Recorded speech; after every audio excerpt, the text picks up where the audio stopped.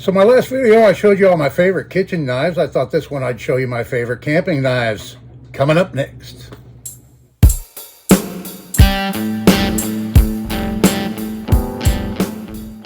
Hey everybody, thanks for coming by for another video. In this one here, I want to show you my favorite camping knives. Like I said, I showed you my favorite kitchen knives. Let's do my favorite camping knives. And I won't go into great detail on what I use them for, but it'll be pretty obvious. Kitchen duties. I started taking this one here when I go camping. This is a J.A. Henkel's, made in the city of Blades, Solingen, Germany. I got this one at a thrift store. I did a video on it if you haven't seen it. It was in pretty bad shape when I got it. The rivets were actually aluminum, and they were all pitted, and the handle was in very bad shape, and there was quite a bit of corrosion on the tang. So I took it apart, made new handles for it, cleaned it up, polished it up, sharpened it up, and that's a great knife to use when I go camping and for kitchen duties, you know, that kind of thing. And then moving along, let's check this one out. Another kitchen knife. Although you could use this for a lot of different things, this one's very similar to the one I use in my kitchen. This was the first one I made, and it's kind of a Serbian-style chef's knife that I made. It's a lot thinner than the ones you can buy that are the Serbian style. They're real heavy, hefty, kind of like a meat cleaver type blade. But this one here is thin, lighter weight. Use it as a bench scraper. This one's 420 stainless with ebony handles. And I absolutely love this. I use this in my kitchen so much that I made another one for my kitchen, and the one I showed in my past video, and then I made another one to in order to take camping with me, you know. And then I made a leather sheath for it, the one in the kitchen. You know, it stays in a wooden knife block. And this one here, I made a sheath, a leather sheath for it, so that I could put it on my belt if I wanted to. And then clipped on my belt when I go camping, I made this leather case for my Victorinox. You know, I'm a Victorinox lover. And this is the Victorinox Spirit X, I think. I don't know. Correct me down in the comments if I'm wrong on it. It's Victorinox multi-tool. Yeah, so it has some really nice needle nose pliers, and then all the. I'll just show you. How's that? I'll just show you. How's that? So yeah, here you have a flat tip screwdriver with a wire stripper blade, and then here you have a chisel. Look at that. A chisel, and then kind of like a concave, well, too, like a wire stripper, and a little concave cutting tool there with the chisel.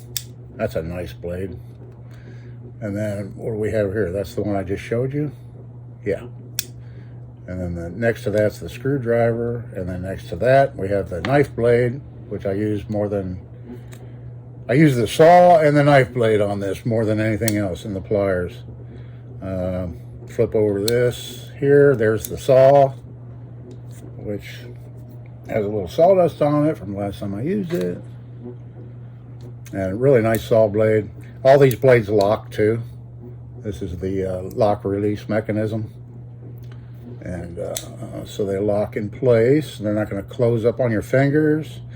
On the other side, we have a file. Really nice file. And it's actually right here. Oh, that's sharp. Yeah, that's really sharp. It's smooth on the back side, but it's rated there and on both sides. Really nice file. Then we have next to it a can opener with another screwdriver tip. And then we have a Phillips head. Looks like about a number 2 Phillips. And then we have a smaller, more precision type screwdriver. Right there. Not sure what this function is for. Let me know if you know what that function's for. It's got to serve a purpose, right? It's on here. And then last but not least, on our Victorinox, we have some scissors. These are a little bit different style than the Victorinox. These seem to be constructed a little bit better, maybe. They've got the spring is right here. Yeah, a little bit different, but they cut really well. Kind of wish they were a little bit longer, but you know, it is what it is, and it works. So anyway, so yeah, I made this little leather pouch, and the reason I made it is because, let's see, yeah, here's the case that that this came with, and it's a pretty nice little pouch. You know, it's some type of a nylon, has a nice Victorinox shield on it and everything, belt loop. And this is what I was using when I first got it. But then, when I go camping, I like to have a flashlight on me, a good flashlight on me. So I made this little belt pouch here so that it fits the Victorinox, and a really nice LED flashlight. And it just slips into the pouch like that. And then that slips in there nice, it snaps shut, and you can slip your belt on it, or you don't have to, because it's actually a really nice spring clip, and it has that little hook, if you can see that, if the camera's picking it up. That little hook is an added safety to where there's no chance of this, you know, popping off of your belt if you run into something or whatever, you know. That keeps it from sliding up and popping off. And it's a really strong spring. It's not, I wish it was stainless, but it's actually plated, chrome plated clips. But I bought a number of these for holsters and different things, and I still had a couple left, so I put it on this thing, and sewed this little leather pouch up for those. All right, and then the last thing I've got to show you is my camping machete. This is a machete that I made, and it has a little smaller knife attached to it that I also made, and then of course the leather sheath for them. And so the machete itself is a stainless steel machete. Yeah, you know I love my stainless steel, so I made a machete out of stainless steel. And there it is, and it's pretty close to a mirror polish on that side, and just in that section right there I have more of like just a plain satin finish. I need to touch this edge up here. I've been using it pretty rough, and it looks like it needs some work, but I'll get to that. But yeah, then you've got the mirror just for using it for a mirror or signaling or whatever, you know. I just thought, well, I'll take the time and polish it a little bit, and that'll be a nice added feature on your machete. And it has a really nice, comfortable handle, at least comfortable for me.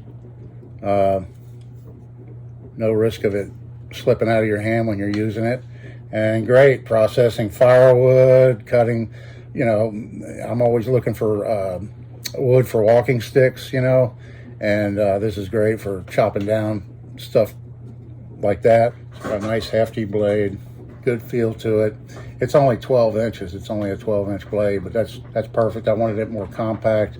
I've made a number of machetes, and this is maybe one of the shortest ones I've made, but very handy size to have.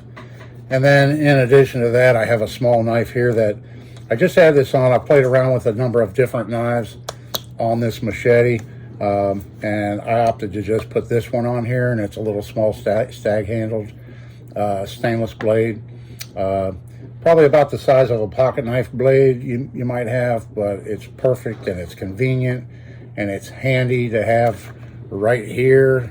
You can retrieve it quickly, and when you need to cut some stuff up real quick, and you don't need your big machete blade to cut it with, you can just grab your little baby blade, your small blade, to cut up stuff. So anyway, there's that, and then and that. These are my camping These are my camping go-tos.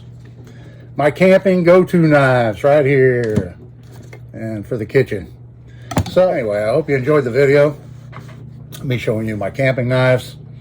I appreciate you watching. Got another one coming up soon, so come on back for the next one. I appreciate it. Thanks so much to all my subscribers. I really appreciate it. This is Dave. See you in the next one.